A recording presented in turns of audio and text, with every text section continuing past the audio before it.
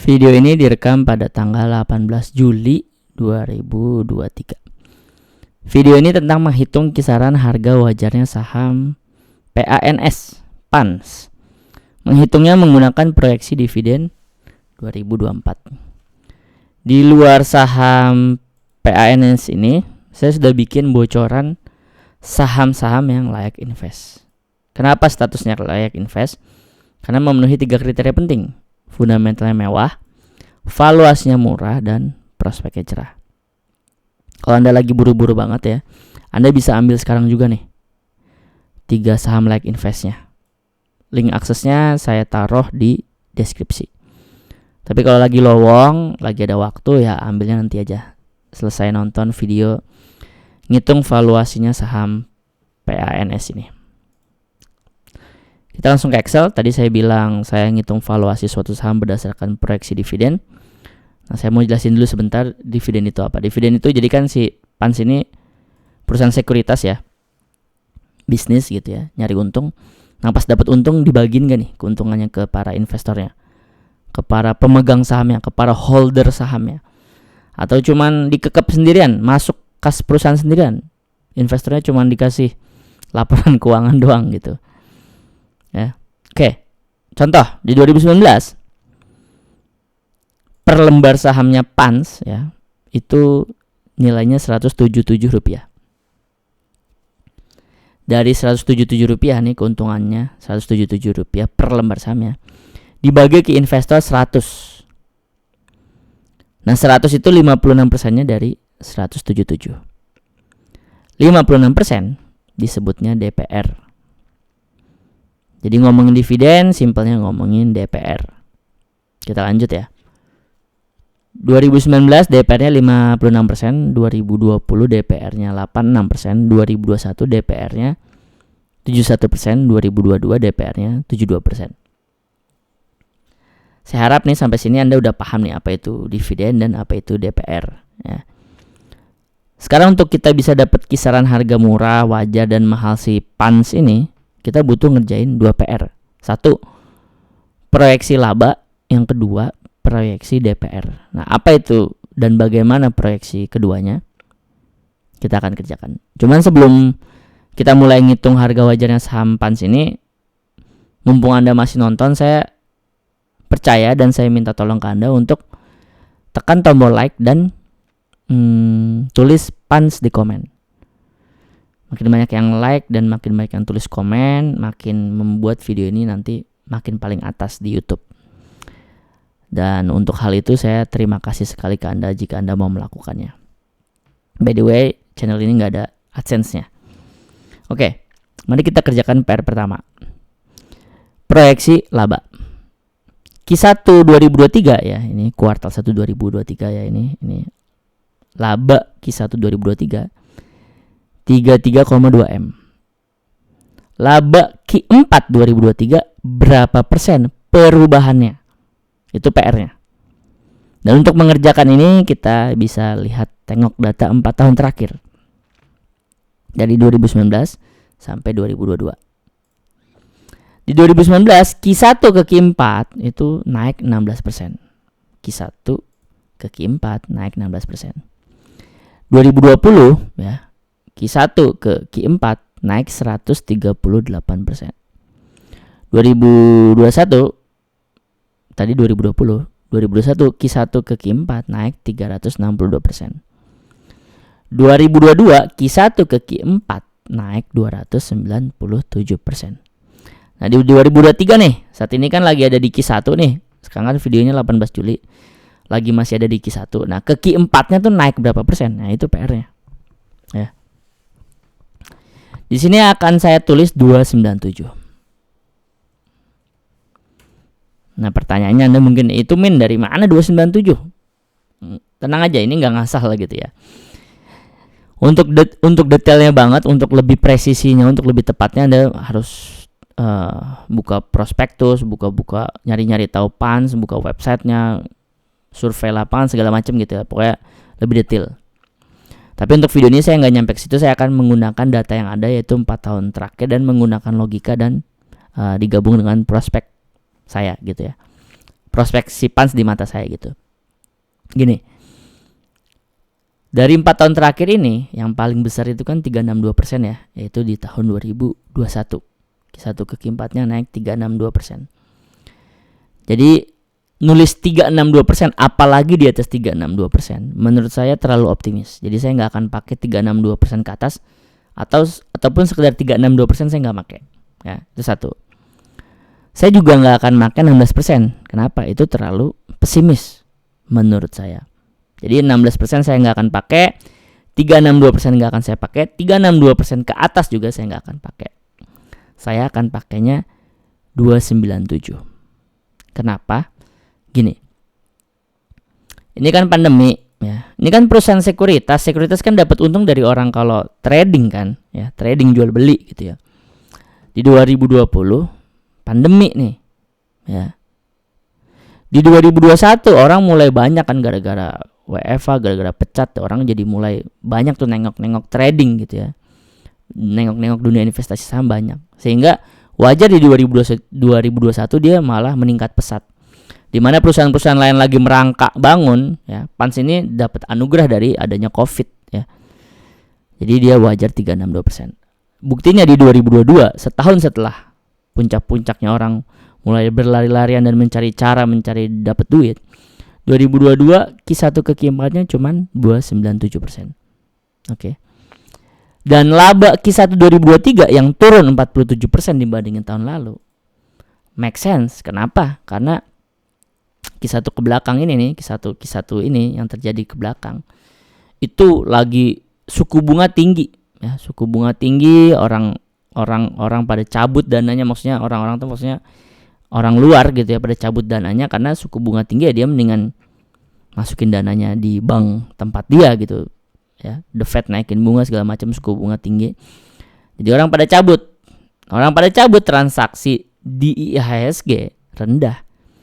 Nah, transaksi di IHSG rendah, ya perusahaan sekuritas kayak si PANS ini ya turun labanya. Ya orang kan dia kan dapat duitnya dari orang trading gitu ya. Nah, jadi dari ucapan saya wajar kalau Q1 2023 turun. Nah, per video ini dibuat kan suku bunga udah rendah lagi ya. Terus ekonomi kan bertumbuh. Jadi menurut saya nih ya, kalau ditanya ke saya yakinnya berapa, menurut saya sih Q1 ke Q4 itu di atasnya 297. Meskipun saya nggak terlalu pede sampai nyentuh 362. Jadi ya mungkin 300 atau mungkin 310 atau 320 itu menurut saya. Tapi karena saya mau ngitung, saya turunin lagi ekspektasinya. Jadi saya anggap saya pakai aja lah 297 gitu. Karena 362 saya nggak nyampe berani pakai 362, tapi saya yakin di atas 297. Tapi saya mau ngitungnya dengan menggunakan angka yang udah diturunin. Jadi saya pakai 297. Itu analisa pendapat saya kenapa saya pakai 297. Oke, PR pertama selesai ya. PR proyeksi perubahan Q1 ke Q4-nya udah selesai. Sekarang proyeksi DPR-nya. Kalaulah benar ini terjadi ya, Q1 ke Q4 naiknya 297%, maka keuntungan PANS sampai 2023 berakhir itu ada di Rp184 per lembar saham. Oke. Nah, untuk dapat DPR-nya kira-kira berapa, kita amatin lagi nih 4 tahun ke belakang gimana. Jadi di 2019 pas lagi EPS-nya 177, EPS tuh earning per share ya, nilai per lembar saham ya, itu namanya sebutannya EPS. 2019 dia EPS-nya 177, 2020 116. Berarti kan turun nih ya, dari 177 ke 116. Nah, ketika dia turun EPS-nya, ternyata DPR-nya dia naikin nih ya. 177 DPR-nya 56. 2020 116 turun kan? Ternyata DPR-nya dia naikin jadi dari 56 jadi 86%. Nah, ini saya suka nih perusahaan kayak begini. Jadi ketika dia nggak bisa berperforma dengan baik, dia naikin DPR-nya, jadi investor nggak kabur gitu. Saya suka yang begini, berarti investor tetap dijaga gitu hatinya, dan kalau dijaga biasanya perusahaan sahamnya juga nggak volatil, nggak naik turun kayak roller coaster gitu. Pas di 2021 211 nih EPS-nya 116 ke 211 kan naik. Nah, DPR-nya dikurangin ya. Jadi kayak dia tuh kayak nyari titik imbang. Begitu EPS tahun ini lebih jelek dibandingin tahun lalu, dia naikin DPR-nya. Tapi kalau EPS tahun ini lebih tinggi dibandingin tahun lalu, dia turunin DPR-nya gitu ya. Di 2022 dari 211 ke 345 harusnya kan diturunin ya, harusnya diturunin nih dari 71 mungkin jadi 50 gitu DPR-nya. Ternyata enggak, ternyata dia naikin. Ya, ini baik juga. Jadi kita agak tahu nih, oh karakter lu nih di sekitar 70%-an gitu ya DPR-nya gitu ya. Kita jadi tahu nih. Nah, kalau beneran terjadi naiknya 297% dari Q1 ke Q4, maka EPS-nya itu 184. Dan 184 itu kalau dibandingin tahun lalu yang 345 kan turun ya. Jadi menurut saya sebenarnya kalau ditanyain ke saya, ini saya yakinnya dia 86% ya. Dia akan 86%. Tapi saya turunin lah ekspektasi saya. Namanya juga lagi ngitung valuasi. Saya turunin, saya pakai yang angka 70-an ini aja. Karena ini kayaknya angka wajar dia gitu ya. Jadi saya nggak akan pakai 56%. 56% ini kekecilan ya. 86 yakinnya saya, optimisnya saya. Tapi untuk perhitungan saya akan pakai di kisaran 71-72. Saya akan pakai 71 aja. Nah, kalau seperti ini kejadiannya ya, proyeksi labanya beneran terjadi 297%. Terus DPR untuk nanti keuntungan sepanjang 2023 71%.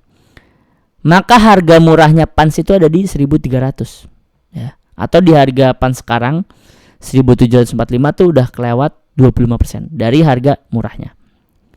Kalau dari harga wajarnya ya, harga wajarnya PANS tuh ada di 1.955. Atau masih ada jarak 12% dari harga yang sekarang. Ya. Dan mahalnya ada di 2.600 atau ada jarak 49%. Jadi ya Anda bisa simpulin sendiri, PANS ini sekarang ini keadaannya disebut murah. Udah enggak, udah kelewat 25%, tapi nyentuh harga wajar aja belum, masih ada masih ada jeda, masih ada space 12% menuju harga wajar. Kalau lagi ada di harga wajar aja udah boleh sebenarnya dibeli, masih boleh dibeli. Ini nyentuh harga wajar aja belum. Dan ingat, perhitungan ini dengan DPR-nya 71%. Bagaimana kalau DPR-nya 86% seperti yang tadi udah kita lihat bahwa 345 ke 184 itu kan turun gitu ya. Kemudian DPR-nya meningkat. Coba kita pakai misalnya 86. Kalau dipakai 86 maka murahnya PANS itu ada di 1.500 atau baru kelewat 10% dari harga murah. Dan dari harga wajarnya masih ada space 36%. Dan ini kalau 86% dan ini kalau ininya 297. Kalau ininya naik lagi misalkan 320 gitu ya. Wah, maka dari harga murahnya aja baru kelewat 4% gitu ya. Itu hitungannya yang udah lebih optimisin. Ini saya balikin lagi, ini saya balikin 297, ininya saya balikin 71. Oke, jadi ini hitungan saya gitu ya. Nah, kalau udah sampai sini saya balikin ke Anda. Anda mau masuk atau Anda mau hold atau Anda mau tambah muatan atau Anda mau TP, mungkin udah floating profit, itu terserah Anda gitu ya. Yang pasti kalau menurut perhitungan saya yang menggunakan sudut pandang dividenmologi itu sekarang PANS itu nyentuh harga wajarnya aja belum. Masih ada space 12%. Meskipun harga murahnya udah kelewat 25% gitu ya. Nah, buat yang mau sahamnya dihitungin juga kisaran harga wajarnya, silakan tulis kode sahamnya di komen. Template Excel yang Anda lihat namanya SNET. Singkatan dari SNET ya. Saham nyantai Excel template. Saham nyantai itu nama channel ini ya. Kalau Anda punya SNET itu setidaknya dua manfaat ini nih yang Anda dapetin. Satu, Anda bisa ngitung harga wajar saham-saham Anda yang lainnya secara mandiri. Seperti yang baru Anda tonton langkah-langkahnya. Kerjain proyeksi Q1 ke Q4, lalu proyeksi DPR-nya. Yang kedua, manfaat kedua kalau Anda punya SNET, Anda nggak gampang FOMO atau gampang kena fear. Karena Anda tuh tahu kisaran murah, wajar, dan mahalnya suatu saham tuh Anda tahu ada di berapa gitu ya. Link info pembelian SNET dan informasi lebih lengkap tentang SNET saya taruh di deskripsi ya. Itu tadi SNET penawaran berbayar. Kalau penawaran gratisan saya yang tadi ya, yang di awal saya bahas, saya punya bocoran 3 saham like invest. fundamentalnya mewah, valuasinya murah gitu ya, dan prospeknya cerah. Itu saya taruh link akses bocornya di deskripsi. Jadi Anda mau akses bocoran saham Like Investnya doang yang gratisan ini, atau Anda mau mempelajari atau mau membeli SNET, sama-sama silahkan langsung ke deskripsi. Kalau Anda bertanya, emang seampuh apa SNET? Ya, SNET saya pakai sendiri buat investasi saya sendiri, dan ini kira-kira hasilnya. Ingat ya, SNET berdasarkan dividenmologi, jadi dapat untungnya emang dari dividen gitu. Jadi nggak ngincer floating profit, nggak ngincer capital gain, tapi ternyata dapat juga. Ada yang baru 4, ada yang 11, ada yang baru 0, ada yang 13, ada yang minus juga, masih minus 4,9, ada yang floating profit 19, ada yang minus lagi 1,2, ada yang 2,3, ada yang 13, ada yang 21 gitu. Jadi saya masuknya ke sebuah saham itu ngitungnya pakai SNET gitu, dengan harapan dapat dividen ya. Tadi yang di awal, perusahaan dapat keuntungan dibagi-bagiin ke investor. Tapi ternyata sepanjang perjalanannya dividennya dapat, terus capital gainnya dapat. Meskipun capital gainnya nggak nyampe beger-begeran ya, tapi ya lumayan lah, dividen dapat, capital gain dapat. Dan yang lebih saya senangin kalau saya belinya berdasarkan SNET itu resikonya rendah gitu. Paling turun-turun ya di sini nih 4,9, 1,2 ya.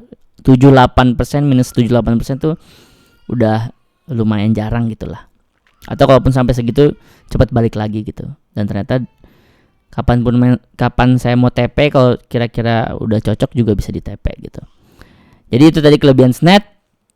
Saya ulang, kalau Anda mau ada yang dibahas sama Anda, silakan tulis di komen sahamnya, nanti akan dibahas valuasinya. Terus kalau Anda mau video ini diangkat oleh algoritma YouTube, tolong di like videonya dan tulis punch di komen. Terus kalau mau tahu lebih lanjut tentang SNET atau mau ngambil akses bocoran 3 saham Like Investnya, silakan klik link yang ada di deskripsi. Sekian.